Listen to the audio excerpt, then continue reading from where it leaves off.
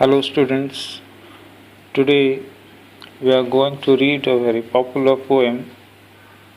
The name of the poem is An Inspiration, which was written by a noted American poet and author named Ella Wheeler Wilcox.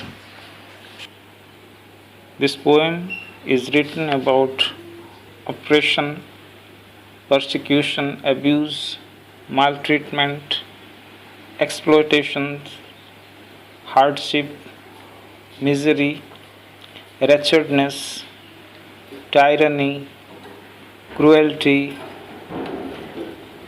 harshness, excessive, harsh exercise of authority on the poor, weak, miserable, and downtrodden people of the weaker section of the society. These are the fundamental issues in today's context. Oppression means economic oppression, which have several forms including forced labor, low wages, denial of equal opportunity, bonded labor, discrimination in employment, economic discrimination, and many more. These are some of the fundamental issues the poorer section of the society always suffers from these issues, and these issues are not properly addressed by anybody, neither by the government nor by the private authorities. As a result of these problems, the poor and weak people are always in miserable conditions.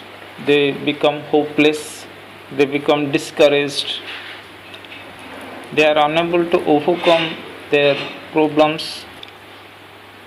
They are always becoming the victims to the so called powerful, mighty, influential persons in the society. Such influential and mighty persons act like tyrants and oppressors on these people. These people are deprived of their fundamental rights, their legitimate rights and privileges, freedom, peace, welfare, education, and health. So, this poem, An Inspiration, is a poem about such people and their problems, how they suffer at the hands of the rich people, how they suffer at the hands of the so-called mighty, strong, powerful. This poem gives an inspiration to such deprived people.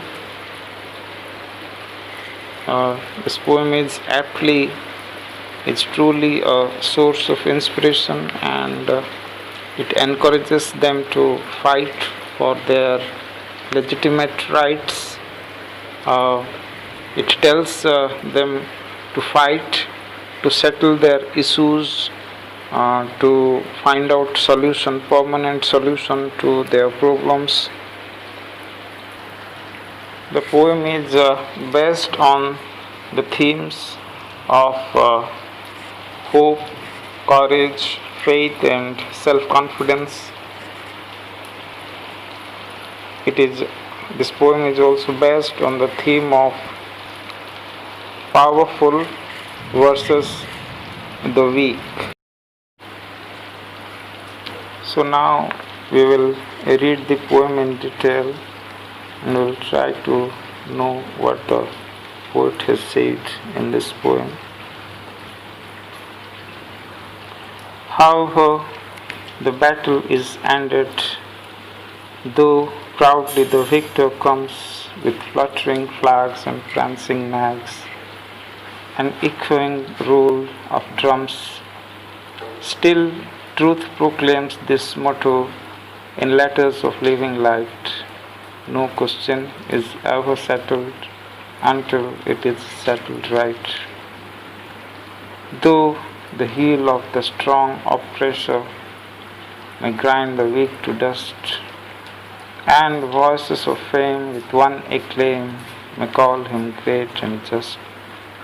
Let those who applaud take warning and keep this motto in sight. No question is ever settled until it is settled right.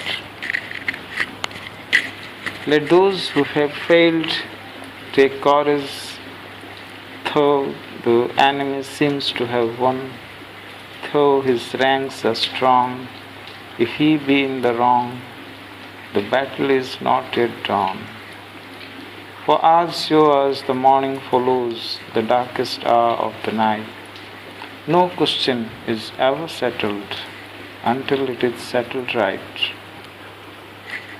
O man, bowed down with labor, O woman, young yet old, O heart, oppressed in the toiler's breast and crushed by the power of gold, keep on with your very battle against triumphant might.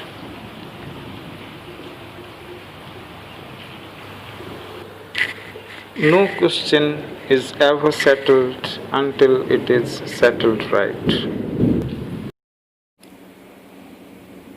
So, in this first stanza of this poem, the poet has projected the victory scene that takes place after the end of a battle.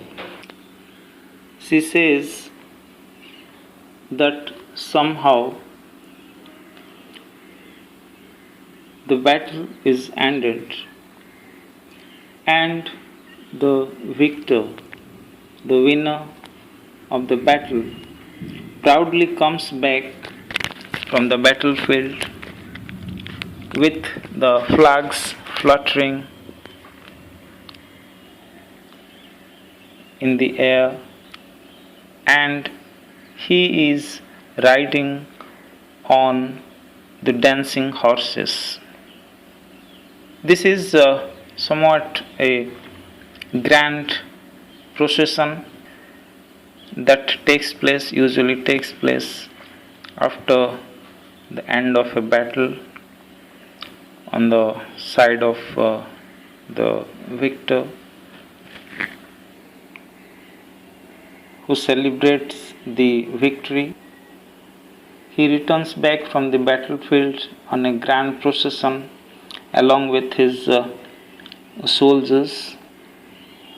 He and his soldiers are welcomed with drums, beats echoing, vibrating, and sounding all around. But the poet says that amidst this grand procession, this grand celebration of the victory, we have to see a truth that still proclaims the motto that no question is ever settled until it is settled right. Students, here I want to tell you a few meanings of the words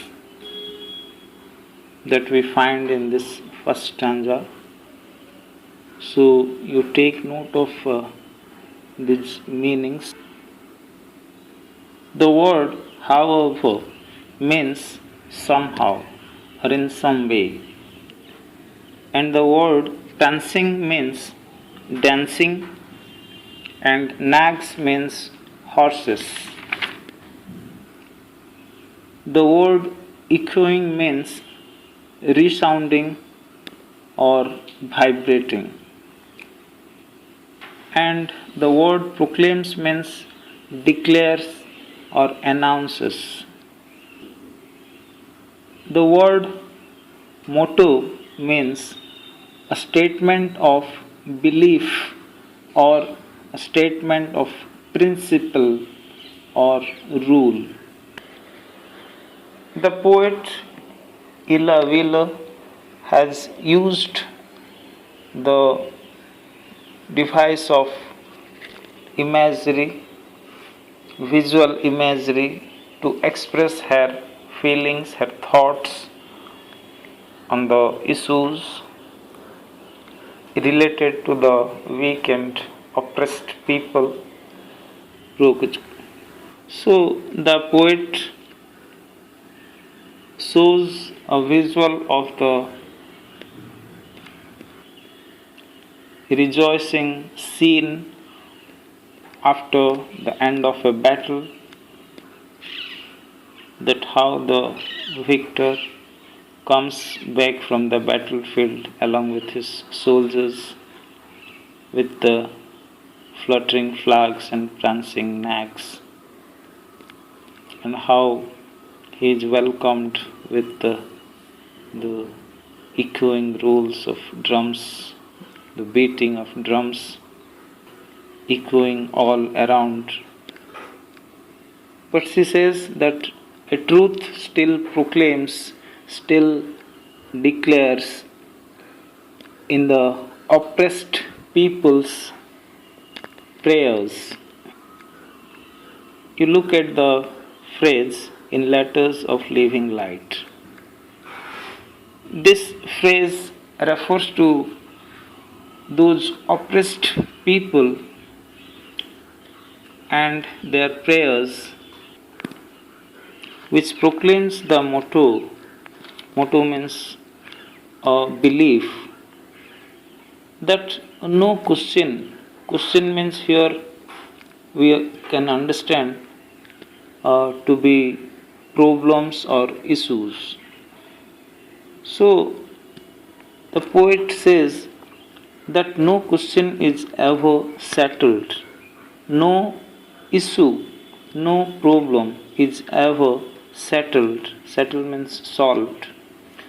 No question is ever settled until it is settled right. That means no question is ever settled, no issue is ever settled until the issue is settled in a right way, justifiably.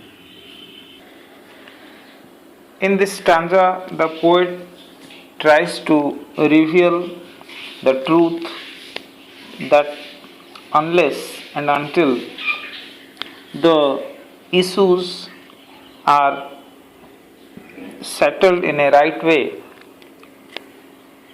we cannot say that the battle we fought has ended or the battle is ended. In this stanza, the poet addresses the issues of those weak and oppressed people of this world. She attempts to create the sense of sight to the realities of battles or wars that the poor, weak people fight with the fight against the so-called powerful, influential tyrants and oppressors. Students, you look at the word battle the poet has used. This word, which refers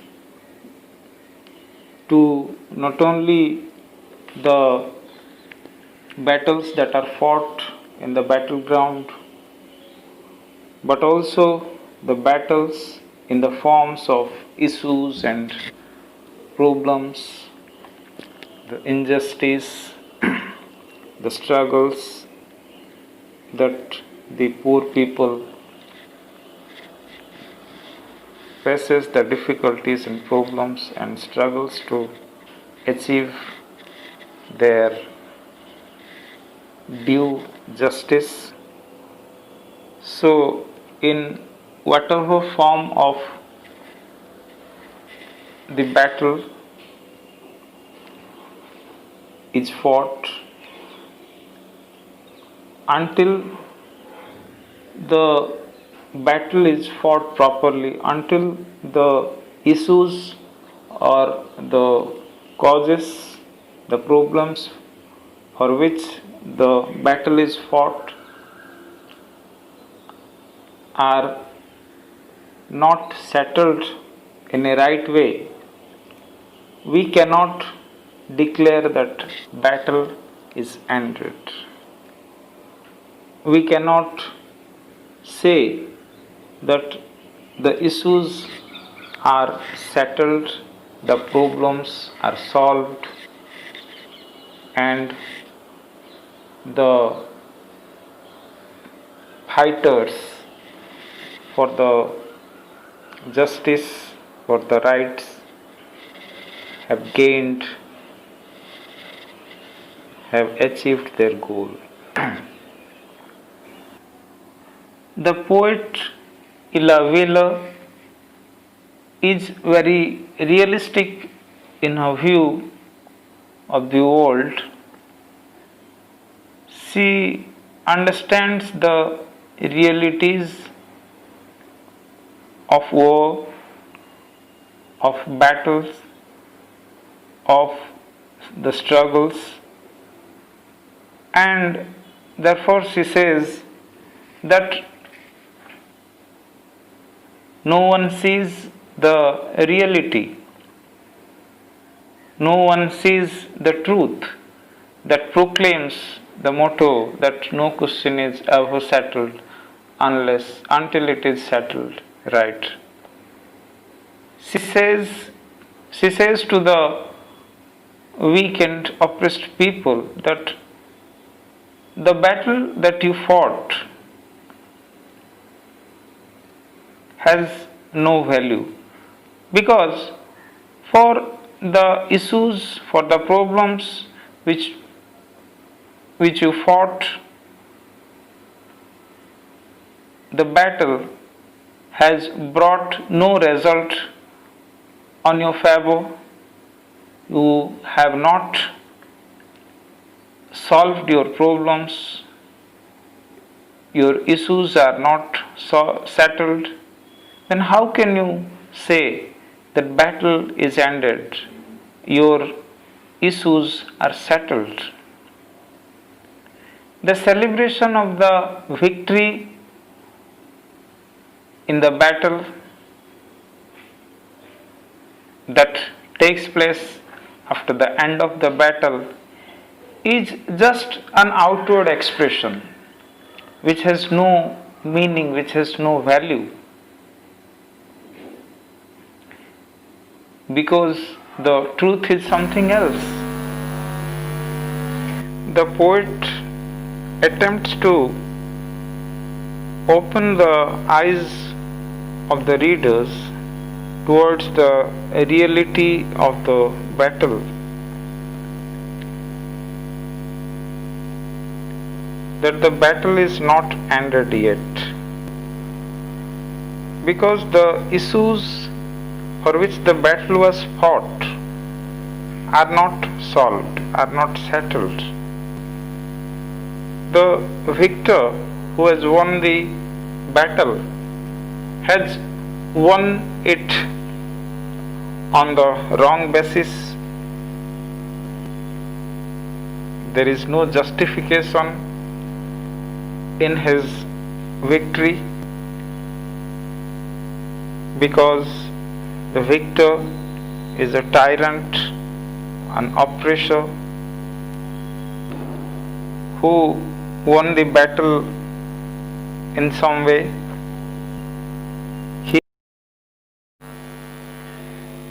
The poet wants to tell to the readers, especially to the weak and oppressed people, that you see the reality, that your battle, your struggle, your fighting has not ended yet, because your issues, your problems are not solved yet. So she inspires them to continue their fighting, their struggle, until their issues are addressed, are solved, and they should continue their fight till they get their due justice. So, students, now we will give a pause to our reading for today. You read out the poem by yourself, take note of the meanings of the difficult words. I'll give you the brief summary of this poem in written form. You note that summary in your notebook, fair notebook, and we will resume our reading in the next class in the next week. Till then, see you.